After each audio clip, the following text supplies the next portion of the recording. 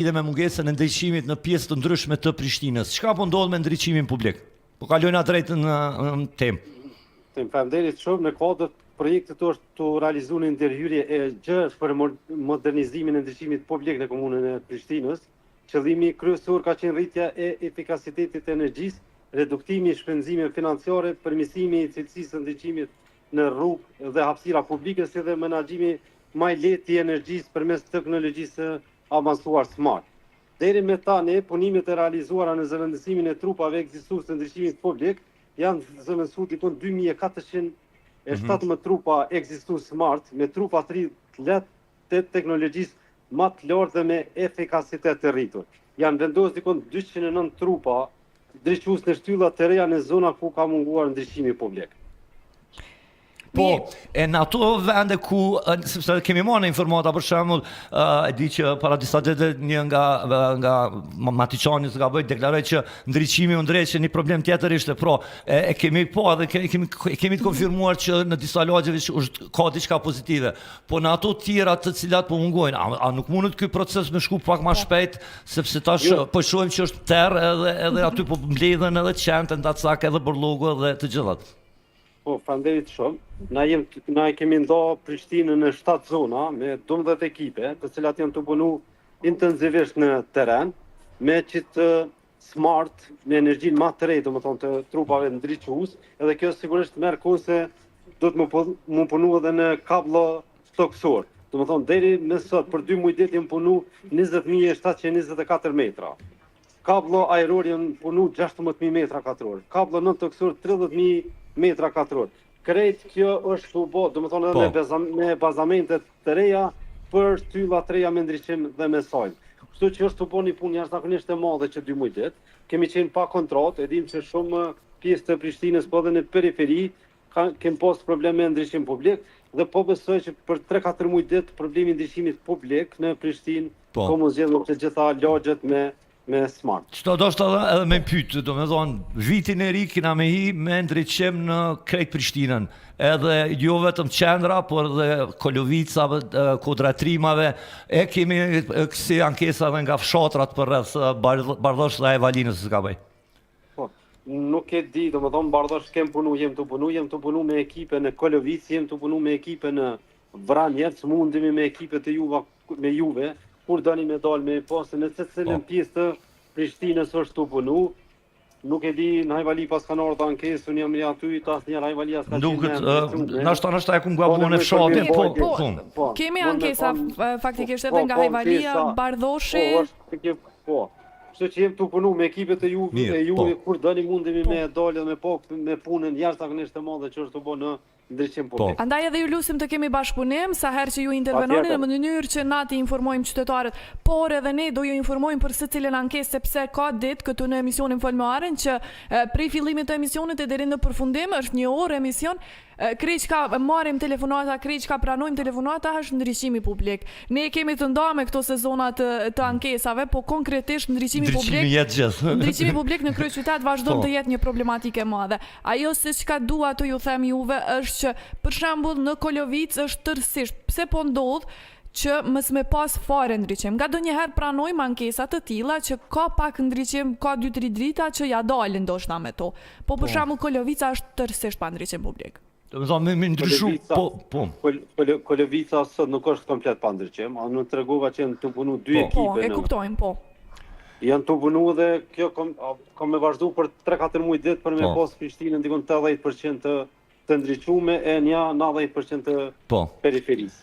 Mirë, a keni ja dalë krejt këtë kohë për me përmbyll pra këtë projekt që me bo krejt Prishtinën pra me ndriçim publik? Krejt Prishtina me ndriçim publik smart për herë të parë që ul konsumin e energjisë elektrike deri në 62%. Po. Edhe ato po besoj që është duke u zgjatur, por se është pak më specifike, më sofistikume, po. Mirë, drejtor, unë deshta edhe një çështje. Derisa ta kemi pamjen, ju lusim që ta kemi pamjen sërish. Po, derisa kthehemi edhe me video, ti tregojmë pra që një tjetër shqetësim i cili menduam njerë që u zgjat, po përsëritet, po rikthehet, ka të bëjë me borllogun. E dim që tash funksionon për post pastrimit edhe disa kompani private. E di që zakonisht shkohet çdo javë, çdo 2 javë, po në disa prej lagjeve që kemi thirrjeve telefonike, sidomos nga këto lagjet Kolovic, Kodra e Trimave, ku ka dhe ndoshta rrugicën më të ngushtë apo edhe komplikime tjera, por me gjithat qytetarët janë tepër të nervozuar dhe të frustruar kur po thrasin, pse nuk ka një koordinim më të mirë që ky problem të evitohet. Që na kemi arrit në stabilizu gjendje për një 80%, për shkak të kapaciteteve që i ka ndërmarrja pastrimi dhe nuk po mund me kry shërbim në komplet territorin e komunës së Prishtinës, të cilën e ka obligim me rregullorën të cilën është ndryshuar në dhjetor të vitit të kaluar nga asambleistat e VVS dhe të PDK-s, ku këtë kompetencë ka kaluar ndërmarrjes pastrimi, basta së rregullore atë rregullore kemi konstituar edhe në gjykatë kushtetuese dhe ende nuk kemi një konfirmim prej gjykatës kushtetuese se që ndryshim i rregullorës a ka qenë konform ligjit të Kushtetuesës së Republikës Kosovës apo jo. Ne kemi angazhuar 2 operator ekonomik privat, të cilët po munduan me ndalë në ndihmën ndërmarrjes pastrimi, po ata nuk po mundin me kry operim. Në rastet e tilla, sidomos në Vranjes dhe Kolovic, po kemi më shumë të probleme, arsyeja është për shkak të rrugëve të ngushta, edhe që i lojnë veturat, pastaj nuk i largojnë në mëngjes ose mesditë kur operatorët shkojnë me kry shërbimin edhe nuk mund me hy për shkak të veturave që gjenden në rrugë. Si qëndron situata me kompanitë private, kemi ankesa që ka të bëjë që 4 javë nuk janë marrë mbeturinat në disa vende të caktuara. Ja, na nuk e kemi këtë informat, na marrim çdo ditë informat prej qytetarëve edhe është shpërndarë dhe numri jam i telefonit dhe të zyrtarëve që janë kompetent në drejtori të shërbimeve publike, marrim çdo ditë ankesë kur nuk kryhet në ditën kur është parapo dhe të nesërmen na i dërgojmë ekipet të tjera të operatorëve. Ne pikërisht ditën e djeshme kemi pranuar telefonata të tilla, por ju nisim detajet edhe pas përfundimit të emisionit. Ju lutem, nesër se nuk e kemi këtë informat.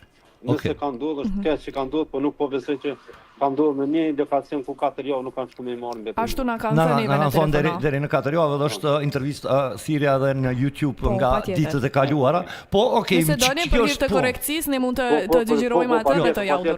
Patjetër. Faleminderit shumë. Drejtor, ekipet edhe me kryeshëm. Po, drejtor edhe një 2 pyetje të lehta sepse nuk kemi bashkëbiseduar kështu me komunën e Prishtinës bashkë gjatë.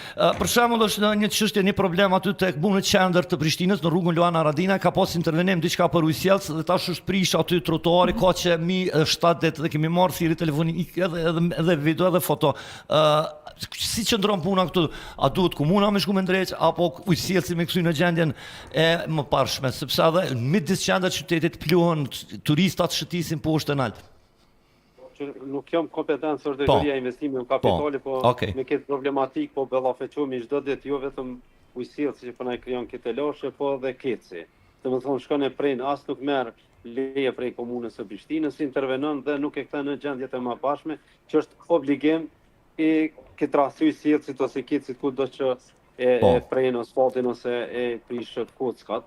Gjatë intervenimit edhe ka për obligim me kthy në gjendje të mëparshme. Unë ke shqetësim këtë problematikë në rrugën Luana Radinaj. Unë e përcjellit e drejtori investimeve kapitale në mënyrë që me intervenu. Faleminderit shumë. Edhe, po, duke metur, po, Artina, ki ndonjë pyetje të? Jo, vetëm.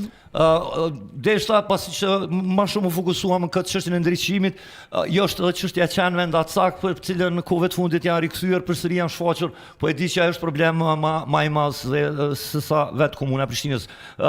Drejtor, faleminderit, edhe nëse keni diçka më shtu, ndëgjohemi në emisione tjera. Nëse bën te kjo qenëve ndatsak se komuna e Prishtinës, domethënë e ka bënë punë që nuk e ka bë asnjë komunë tjetër e as niveli qendror që i ka ndodhi kon 9 milion euro për komuna edhe asnjëherë nuk i ka shpërndar për qendrën ndatsak. Po i mon në tresor. Problematike na jemi tu e trajtuar jashtëzakonisht mirë, deri tash afër 2000 çaj kemi adaptuar të adaptues. Edhe në zonën qendër jemi mundu me kriju një siguri në momentin që na shfaqen e çdo 2 ditë po na shfaqen janë ekipet tona të kapjes të cilat i kapin edhe i çojnë në sterimore për sterilizim dhe kastrim të. Po, domethënë qytetar më i thirr nëse shohin në lagjen e tyre një grumbull qenëve, po. Mirë, edhe po. Vetë një informatë ja jap. Vitin e kaluar për periudhën e njëjtë kohore kemi fol për 700 kafshime që qendrat ndatsak i kanë bërë për ndaj fëmijëve dhe qytetarëve në Prishtinë, sot flasim për 100 e diçka raste. Domethënë është ulë ndjeshëm numri i rasteve për shkak të veprimeve që ka marrë Komuna e Komuna, Prishtinës për po. adaptimin e E qartë, qendrës. Po, bega për këto. Edhe në shkurt, për shembull, kur po kryen këto punimet, e kemi disa thirrje, nuk po largohen ato, nuk po përfundohet puna mirë, për shembull në Kolovic kanë mbetur ato do pllaka në për rrugë ndryshme. Si është puna aty? Domethënë ai që ka marrë për me kry punën duhet me hjek ato, me marrë me veti, sepse e di që një qytetar na ka thirrë se s'po mundet as me dal nga shtëpia, as me parku kerrin para shtëpisë. Nëse kjo ka ndodhur gjatë punimeve të ndriçimit publik, Jo, me jo herë për para ndryshim. mosa. Tash nuk po. Okej. Nuk Jo, jemi sigurt nëse për çka, ndoshta- po kështu në përgjithësi. Nëse drejtoritë e tjera Po, nuk jam e di, qartë e kuptova, mirë. Natyra e punës na dallon e na ndryshon, po na jem shumë të kënaqur me operatorin ekonomik I cili shtoi bazërimin e rrjetit të ndriçimit publik, të mbajtjet, e cila në momentin që I hap kanalet e mbyll, domethënë brenda dite dhe pastron, Po. kështu që jemi të munduar me ne të gati jashtëzakonisht shumë operatorë. Faleminderit shumë edhe shpresoj Faleminderit që edhe juve. deri në fund të vitit apo në vitin e ri të Faleminderit për- kryet projekti me Ju sukses. faleminderit për gjitha këto Me sukses, përgjigje, faleminderit patjetër që çdo ankesë ne adresojmë tek ju. Faleminderit. Faleminderit. Patjetër. Kalofshi mirë. Faleminderit. Kalofshi mirë.